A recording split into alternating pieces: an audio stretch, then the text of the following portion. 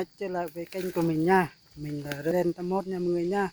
Hôm nay mình sẽ làm clip đi cắt cỏ cho bò mình ăn nha mọi người nha. Hôm nay mình sẽ đi gom lại đây mọi người.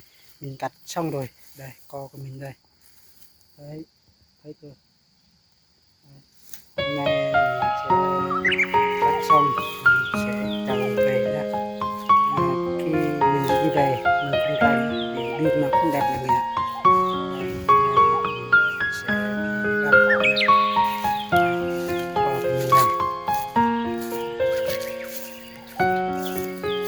Đây là chiếc chia của mình nha.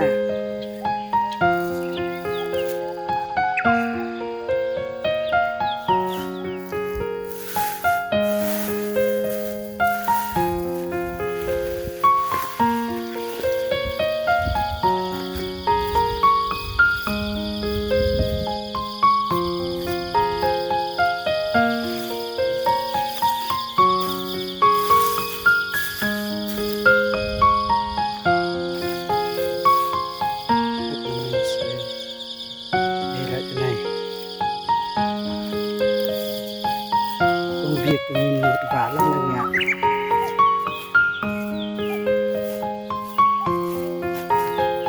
Công việc của mình hàng ngày mọi người nha. Hàng ngày mình sẽ đi cắt cỏ luôn mọi người. Rất là mệt luôn.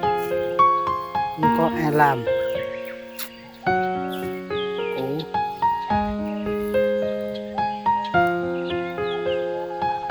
Đây là đường bên núi nha. Mình cắt cỏ chỗ đam cao su của người ta nha mọi người nha. Phong cảnh đây rất là đẹp luôn.